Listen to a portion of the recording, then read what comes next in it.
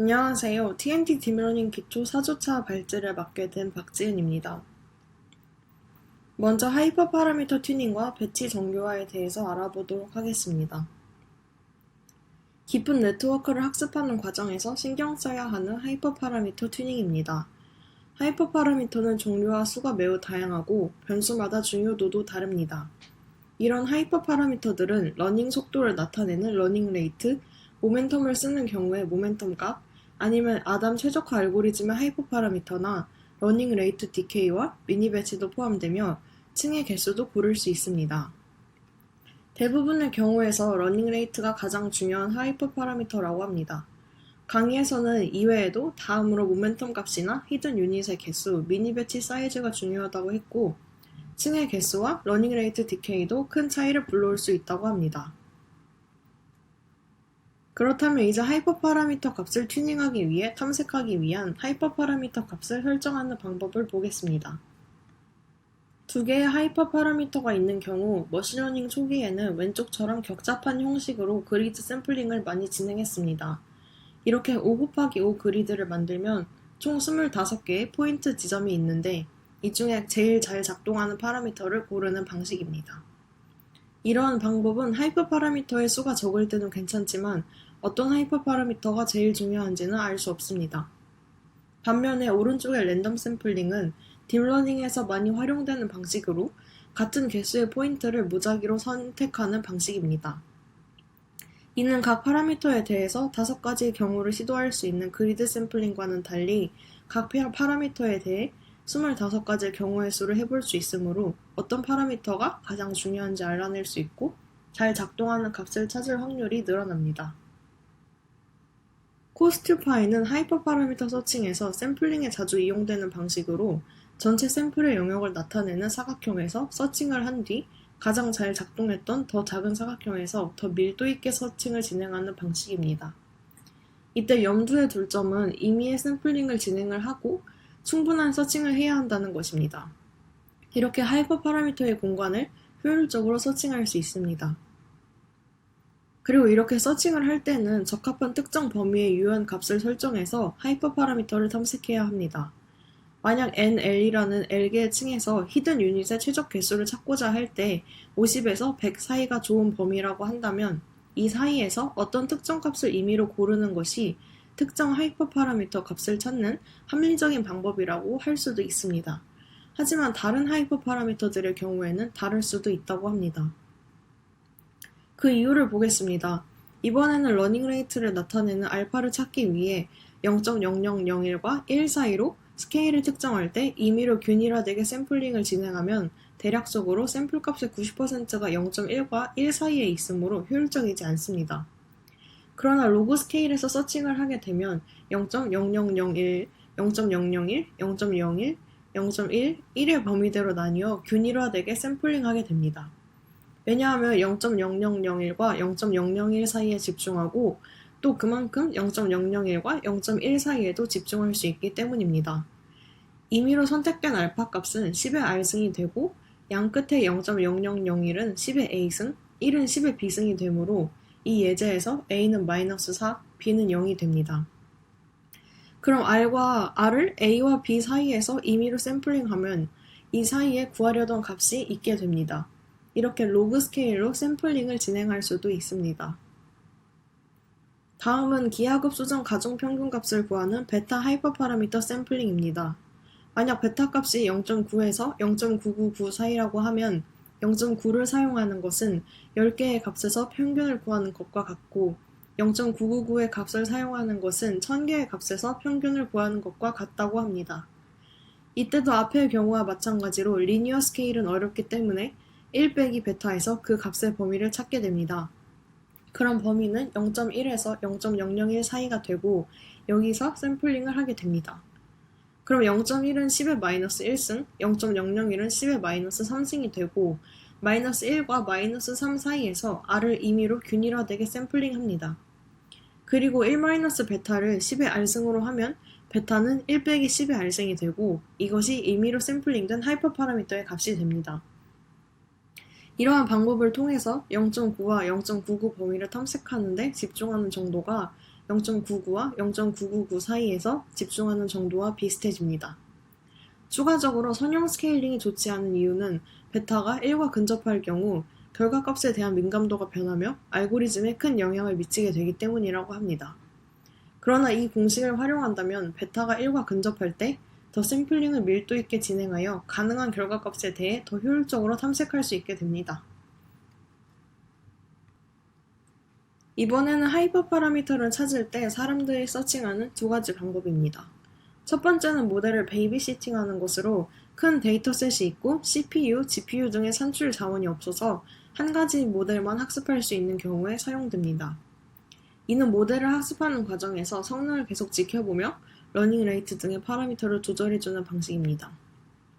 다른 하나인 패럴렐한 방식은 다른 설정값의 하이퍼 파라미터의 모델을 동시에 학습하고 마지막에 가장 잘 작동하는 것을 찾는 것으로 활용 가능한 산출 자원에 따라 두 가지 방식 중 하나를 고르게 됩니다.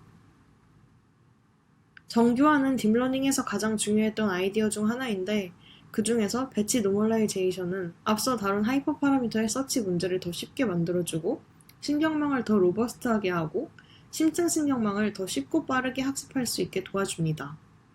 왼쪽의 로지스틱 리그레션에서는 X1, X2, X3를 정교화하여 W와 B를 더 효율적으로 학습시킬 수 있었지만 오른쪽의 딥 뉴럴 네트워크의 경우 어떤 히든 레이어에 대해서 A, 예를 들어서 A2의 값을 정교화할 수 있는지가 문제입니다.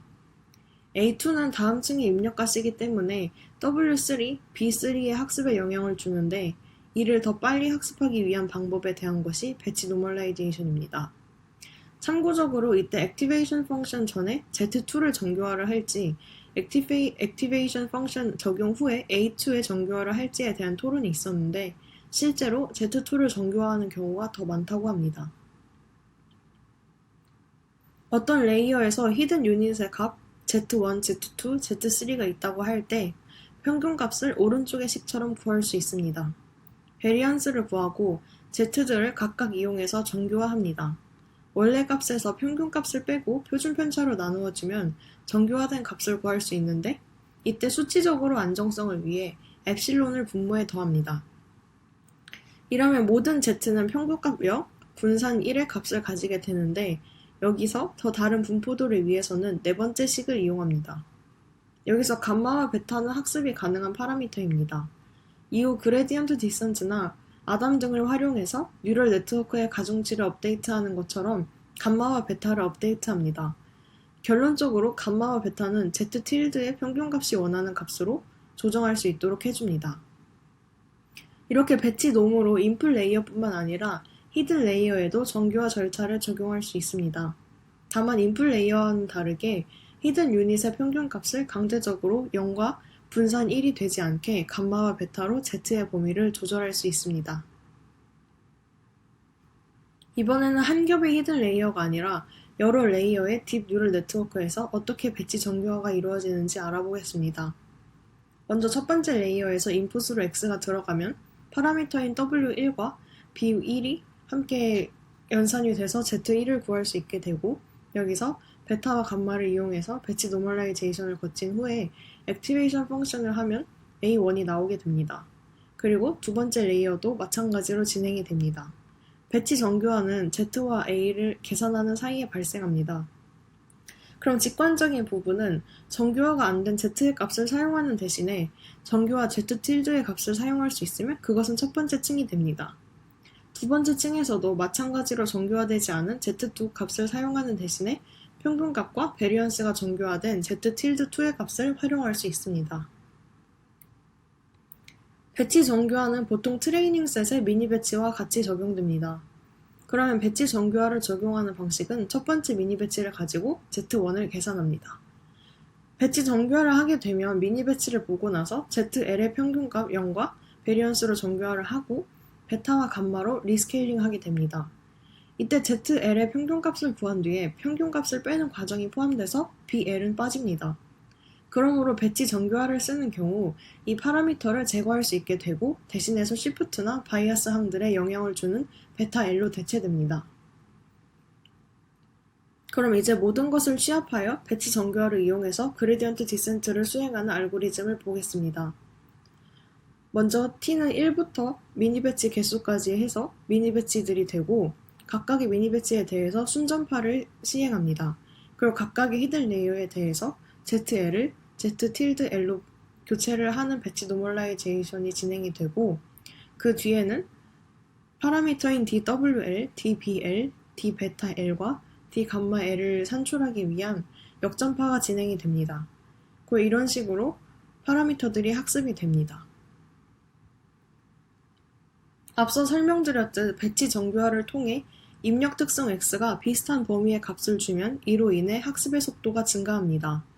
이외에도 신경망이 깊어질 때 발생하는 코베리어트 시프트를 잡아주어 학습을 더 안정적으로 만든다는 장점이 있습니다. 또한 0과 1을 곱하여 노이즈를 넣는 드롭아웃과 비슷하게 히든 레이어에 더 많은 수의 노이즈를 더하여 약간의 일반의 효과가 생기는데 강의에서는 이를 옳지 못한 사용 방법이라고 경고합니다. 왼쪽은 배치 정교화를 도입하기 위해 사용하는 공식들입니다. 여기에서 m은 미니 배치에서 사용한 예시의 개수를 나타냅니다. 평균과 편차를 구하고 다음으로 z놈을 계산하고 이 z놈을 가지고 감마와 베타로 리스케일링하여 최종 z를 얻습니다. 이때 스케일링에서 필요한 뮤와 시그마의 제곱값은 미니 배치에서 계산되는데 테스트를 할 때는 64, 128, 256개 등의 예시들을 한 번에 처리할 수 있는 미니 배치가 없을 수도 있다고 합니다. 따라서 이런 경우에는 별도의 뮤와 표준 편차의 예측값을 구하게 됩니다. 기하급수적 가정평균 방식을 이용해서 그 평균은 미니 배치에서의 값으로 하여 구합니다. 각각의 미니 배치에 대하여 학습하는 경우 오른쪽처럼 이렇게 각각의 뮤값이 나오게 됩니다.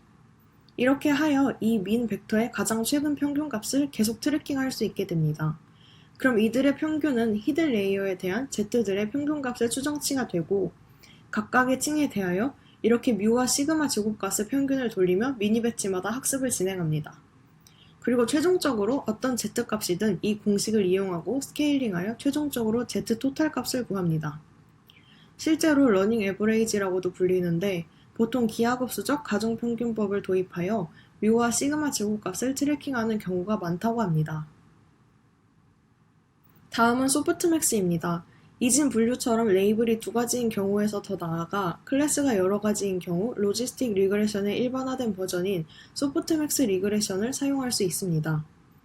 예를 들어 이 사진들을 분류한다고 했을 때 각 숫자는 클래스를 나타내는 레이블이고 C는 클래스의 수를 의미합니다. 밑에 뉴럴 네트워크 그림을 보시면 결과값 층의 유닛 개수가 클래스의 수와 같은 것을 보실 수 있습니다. 소프트맥스는 여기서 결과값 층의 4개의 클래스들의 확률을 알아내고자 합니다. 먼저 임의의 일시적인 변수 t를 2의 zl승이라고 두겠습니다. 그럼 결과값 al은 기본적으로 벡터 t고 정교화되어 합이 1이 될 것입니다. 그러면 al은 2의 zl승 나누기 j가 클래스의 개수인 합 공식이 되는데 이는 ti 나누기 ti의 합이 됩니다. 그럼 소프트맥스의 학습 방법에 대하여 알아보겠습니다. 강의에서 소프트맥스 리그레션은 로지스틱 리그레션의 일반화라고 하며 로스 펑션은 다음과 같은 식을 씁니다. 소프트맥스는 0과 1로 이루어진 벡터의 그라운드 트루스에 비슷하게 정교화하는 것을 목적으로 하는데 y-햇은 전부 확률값이므로 1을 넘지 않으며 전부 더하면 합이 1이 되어야 합니다. 로스를 줄이기 위해서 정답 클래스의 y-햇2를 최대한 크게 만드는 식으로 학습됩니다. 이는 한 개의 트레이닝 예시에 대한 로스고 전체 트레이닝 세트에서 j 비용은 왼쪽에 있는 식처럼 됩니다. 이를 기울기 강화에 이용하여 최소화합니다. 다음 장에서는 머신러닝 문제 분석법을 몇 가지 살펴보겠습니다. 지도학습이 잘 운영되기 위해서는 보통 본인의 시스템 손잡이를 튜닝하여 반드시 4가지가 잘 유지되도록 해야 합니다. 첫 번째로 적어도 트레이닝 세트에서는 잘 작동되도록 해야 합니다. 따라서 트레이닝 셋에서의 성능은 어느 정도의 수용성 평가를 통과해야 합니다. 트레이닝 셋에서 잘 구현된 경우 그 다음으로 데브 셋에서도 잘 구현되어야 합니다. 그 이후로는 테스트 세트에서 잘 돼야 되고 마지막으로 비용 함수가 적용된 테스트셋에서 잘 되어 실제로도 잘 작동하는 시스템이 되도록 해야 합니다. 만약 알고리즘이 각 단계에서 트레이닝 셋이나 데브 셋 등과 비용 함수가 잘 맞지 않는 결과를 가져올 경우 각 단계에 해당하는 한 가지 손잡이로 튜닝할 수 있도록 해야 합니다. 이렇게 어디에서 문제가 생기고 어디는 괜찮은지 현실에서 판단할 수 있는 능력이 강조된다고 말합니다. 강의에서 머신러닝 프로젝트를 시작할 때 실수 평가 측정 지표를 미리 설정할 것을 권장합니다. 그럼 어떤 성능 평가 방법을 활용할지가 문제인데 만약 클래시파이어 A와 클래시파이어 B가 있고 이를 리컬과 프리시전을 이용하여 평가한다고 가정한 경우 두 클래시파이어가 각각의 평가 지표에서 서로 반대되는 결과가 나올 수도 있습니다. 이러한 경우 하이퍼 파라미터와 아이디어를 시도하며 약 12가지의 클래시파이어를 테스트해보고 가장 좋은 것을 고르는 것을 추천하는데 이 과정에서 프리시전과 리컬을 결합시킨 F1 스코어를 사용하는 것이 정석이라고 합니다. 이렇게 평가 지표는 어떤 모델이 더 좋은지 나쁜지 빠르게 판단할 수 있게 해주고 결과적으로 데브셋과 싱글 넘버 평가 지표를 구축하여 반복하는 데 속도를 높일 수 있게 됩니다. 그러나 이렇게 중요한 부분을 모두 감안하여 싱글 로우 평가 지표를 결합시키는 일은 꽤 까다롭다고 합니다. 그래서 강의에서는 최소한의 충족인 satisficing과 최적화인 optimizing 매트릭스가 유용할 수 있다고 합니다. 만약 고려 요소가 여러 가지 있다고 하면 한 가지의 가장 좋은 결과를 가지고 싶어하는 optimizing 매트릭으로 설정하고 한 가지 이상은 satisficing 매트릭을 통해 만족하는 수치의 범위를 설정합니다. 그러면 특정 한계치를 일일이 찾는 것보다 거의 항상 잘 구현되며 빠른 속도로 복수의 코어 사이즈 중 가장 좋은 것을 고를 수 있게 됩니다. 이런 평가 매트릭스는 트레이닝 셋 또는 데브 셋, 테스트 셋에서 평가 또는 계산되어야 한다고 합니다. 그럼 어떻게 하면 데이터셋을 잘 만들어서 생산성을 최대화할 수 있는지 알아보도록 하겠습니다. 강의에서는 특히 데브셋에 집중했는데 데브셋은 디벨롭먼트 셋으로 홀드와 크로스 밸리데이션 셋이라고도 불리며 이를 기반으로 생각해왔던 여러 가지 아이디어를 평가해보고 그중 가장 잘 구현되는 것을 고르게 됩니다. 그렇게 해서 지속적으로 발전시키고 데브셋의 성능을 개선해 나가면서 마지막에는 한 가지 마음에 드는 항목을 선정하여 테스트셋에서 평가한다고 합니다. 이렇게 4개씩 나누어 데브셋, 테스트셋으로 설정할 수도 있지만 데브셋의 데이터들과 테스트셋의 데이터들의 분포가 다를 수도 있습니다. 따라서 이런 방식 대신 무작위로 섞인 데이터를 데브셋과 테스트셋에 반영하여 모두 8개의 지역에서 수집된 데이터를 갖게 하는 것을 추천합니다. 또한 이러면 데브셋과 테스트셋 모두 같은 분포도에서 만들어진 것이므로 이 분포도는 모든 데이터들이 섞인 데이터 분포도라고 할 수 있습니다. 데브셋과 테스트셋의 분배입니다. 이는 전체 데이터셋 크기에 따라 그 비율이 달라질 수 있습니다. 최근 데이터셋의 양이 훨씬 더 큰 딥러닝 세대에서는 데이터나 데브셋 그리고 테스트셋의 20 또는 30% 미만으로 구성하는 것이 합리적인 편이라고 볼 수 있습니다. 테스트셋의 목적은 모델의 발전을 마친 이후로는 테스트셋이 마지막 모델이 얼마나 좋은지 평가하는 데 도움을 줍니다. 따라서 테스트셋에는 그렇게 수백만 개의 데이터까지는 필요하지 않을 가능성이 높다고 합니다. 그럼 이제 언제 데브셋, 테스트셋과 매트릭을 바꿔야 하는지 보겠습니다. 예를 들어 클래시피케이션 에러 매트릭을 사용하는 이미지 분류 알고리즘이 2개 있습니다. A는 3%의 인식 오류를 가지고 B는 5%의 인식 오류를 가지지만 A는 광고성 스팸 메시지를 걸러내지 못합니다. 이런 경우 데브셋은 A 알고리즘을 선호하게 되지만 유저는 B를 선호하게 됩니다. 이런 경우 가정치료 광고성 스팸 이미지에 오류값을 크게 부과할 수도 있지만 이렇게 평가 매트릭이 알고리즘과 관련하여 원하는 순서로 선호도를 알려주지 않을 때 새로운 평가 매트릭을 도입해야 한다고 합니다. 마지막으로 머신러닝 시스템과 인간 레벨 시스템을 비교하는 내용에 대해서 다루겠습니다. 해당 그래프가 프로젝트의 진전을 나타낼 때 인간 레벨 성능으로 갈수록 빠른 속도로 진전되는 경향이 있는데 조금 더 지나면 알고리즘이 인간 레벨 성능을 뛰어넘으면서 진행 속도나 정확도가 정체되기 시작합니다. 그러면서 능숙도가 증가할 수도 있지만 정확도가 얼마나 빨리 올라가는지의 여부는 보통 더뎌지게 됩니다. 시간이 지나 알고리즘을 계속 트레이닝하면서 더 큰 확장된 모델을 사용하거나 더 많은 데이터 수집을 통해 성능은 이론적인 한계에 다가가지만 절대로 도달하지는 못합니다. 이 지점을 베이즈 옵티멀 에러라고 하는데 가장 최상의 오류라고 생각하시면 됩니다. 인간 레벨 성능을 알면 이에 따라 알고리즘 학습의 성능이 얼마나 발휘되어야 하는지 알 수 있습니다. 예를 들어 이러한 경우 트레이닝 셋에서 알고리즘의 성능과 인간의 차이가 매우 크기 때문에 이것은 해당 알고리즘이 트레이닝 셋에 잘 피팅되지 않고 있음을 보여줍니다. 그러므로 바이어스를 줄이는 데 중점을 둘 것이고 더 큰 신경망을 트레이닝 한다거나 더 오랜 시간 동안 트레이닝 셋을 운영하는 방법을 쓸 수도 있습니다. 만약 두 번째 경우처럼 인간 레벨 성능이 7.5%까지 낮아진다면 이런 경우 트레이닝 셋은 나쁘지 않으므로 러닝 알고리즘의 편차를 줄이는 방식으로 레귤라이제이션을 시도해 볼 수 있습니다.